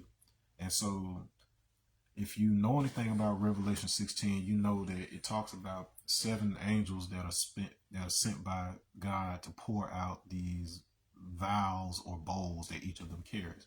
And so these 7 angels are actually, it's not simply the 7 chakras, but it's, okay, I'll go ahead and reveal this to you.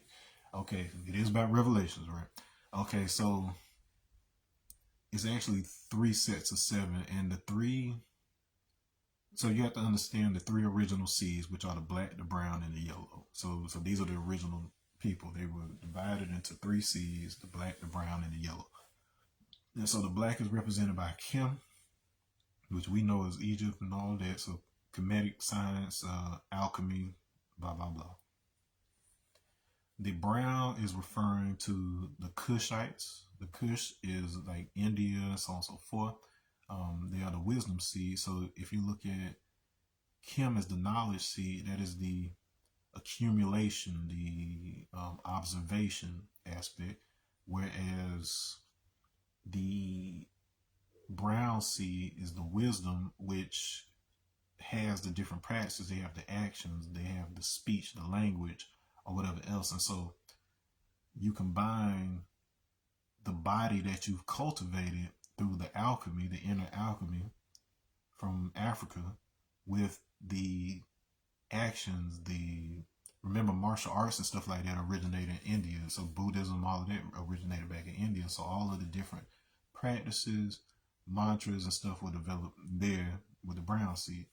The yellow seed is the combination of the other two because he's the understanding. So he takes the body of the African and introduces the practices of the Indian, and then this is what creates the Chinese, the Asians, the Sinaic. So Sinai, Mount Sinai, that they talk about with Moses went to get the commandments or whatever. Sinai is a word that was used for all of Asia. So Chinese people are called Sinaic, and this is because Mount Sinai was the only part of Egypt that was considered part of Asia. And so when they said Moses brought down the commandments, what was actually saying is he, through his connection to the field, he was able to get the commands that would allow the body to have certain effects. And so the commandments that he handed down to that particular set of Israelites, Israel means struggles with God. And I already told you what God means with regards to speech and sound. So these were people who did not have the right language to manifest certain things. And so he brought down the commands that they needed for their specific body in order to do that. And so that does not mean that these were rules that apply to everybody. These were rules that you applied to people who were nonverbal or otherwise disconnected from their ability to produce the sounds, the speech necessary to manifest certain things. So once again, this is one of those things I probably would have not have figured out or been researching had I not had nonverbal children. You know, unfortunately, my son, he passed a few months ago, but I still have a daughter who is starting to speak, and they said she probably wouldn't be able to speak till she was like 10, but she's already starting to speak, and it's largely due to these understandings that have been unlocked. And so, anyways, Revelation 16, you got these 7 angels point out their vows. We got 7 hermetic laws in Africa, in alchemy. You have 7 chakra system there in India, and then in the East you have the 7 steps to enlightenment that are in Buddhism. And so they are useless to you. You can do little things here and there, but they are useless to you unless you bring them together. And that was kind of the point the whole time. The point is, yes, we separated for that reason to protect the knowledge, but unless you put it all together, you're not going to be able to get the intended understanding or the effects of it. And then as far as the Sinaic, Chinese, all of that, I got my, my stripes in those particular practices through my Qigong healing practices is largely rooted in Taoist techniques and philosophies. And I've seen some amazing things come out of that, but it's understood that those things came as a result of the combination of what came out of the Kemetic traditions as well as the Hindu traditions. It's all part of one legacy. We're all one people. All right. And so these 7 vows, you see, like it describes each of the different angels. The first one pours it out over the earth. Earth is associated with the root chakra. The second one is over the sea, which is water, which is the sacral chakra, and so on and so forth. So through and through, this is not an assumption. I'm telling you, me knowing the esoteric meanings and knowing the history of what the Greek writers of the New Testament knew and what they intended, knowing what was placed in the King James Bible specifically, basically as a secret love letter to us. Like if I'm being honest, like there were certain things that the majority rule wanted to do with us, but you had people involved with the creation of the King James Bible that embedded some of our knowledge such that when we were ready and we were able to stop taking some of that stuff literally and understand what the symbols were, that we'd be able to free ourselves. And so a large part of the reason we still don't see a real freedom, we're still, even if we're not in chains, we're still bound to our survival instincts where we are obsessed with money and overeating and just all these different crazy things that prevent us from being able to unlock our connection to the knowledge of the universe. So we would imagine all the time, money, energy you would you would save if you were able to go straight to the source and find out what's good for you, what's bad for you, who's lying, who's telling the truth. And that's a conversation for another day. But then, case in point, Revelation was not necessarily meant to be taken literally, and for the most part, the symbols in it don't try to come up with your own interpretation so much as learn the context of the original meaning intended behind it, because your misunderstanding of the symbols in it can jack up your system. So I know we want to go to church, or we want to hear a nice word, a powerful word, or whatever else, but if that preacher has not been properly initiated into the mystery teachings that are woven into that book, they will screw you up. They'll screw up your society. This is why the town that I grew up in, Macon, Georgia, has the most churches per capita in the United States, for the most part. A church on every corner. Yet it also has one of the highest crime rates. That doesn't mean there's something wrong with the Bible or Christianity per se, but it's the way that you've been driving the car. It's the way you've been wielding the weapon. The same way a gun can protect your family, it can kill your family.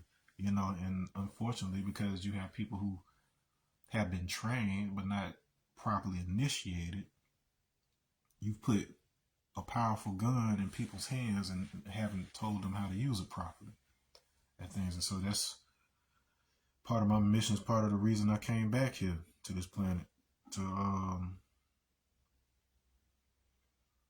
give you the tools necessary to translate. Don't even just believe it because I said it. Like, actually apply it and see the results yourself. Because I've done it. I've gone through the process and seen the difference between what happened to me versus what happened with somebody who wasn't initiated. Because I've seen people screw themselves up, but then I've gotten positive effects from the same thing.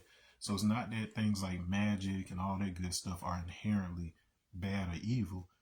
It's the fact that taking anything on face value, because that's another message that's woven in there, is that even if you listening to the preacher and taking that on face value, you are relying on an external source instead of doing the activations inside of yourself that allow you to connect to the energy field, the information field itself, and be able to read those impressions correctly and stuff. And then there are a lot of dangers in that if you're not taught correctly. So it's not a matter of the thing itself being bad. It's a necessary process we all have to go through, but you have to go through it with proper training, or else you're going to screw yourself up. You're going to screw the world up. So if Revelations is an end to the world, it's only an end by virtue of people being in chaos because they're interpreting those symbols based on a personal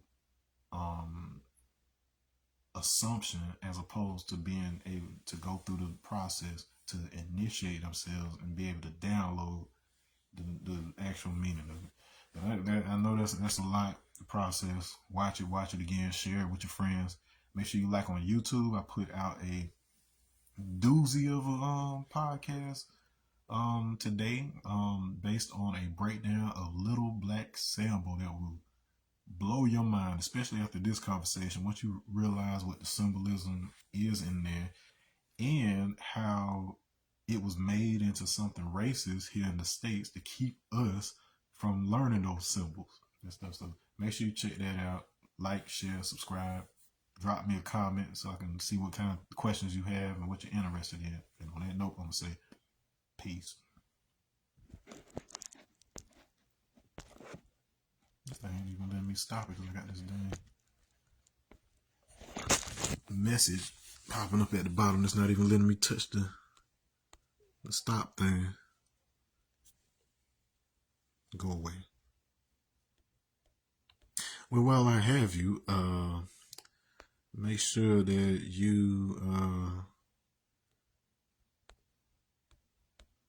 make sure that you check out some of those other videos too. Okay, I can knock this out of the way. There we go. Bam. Well, yeah, check out some of the other videos. On that note, peace, y'all.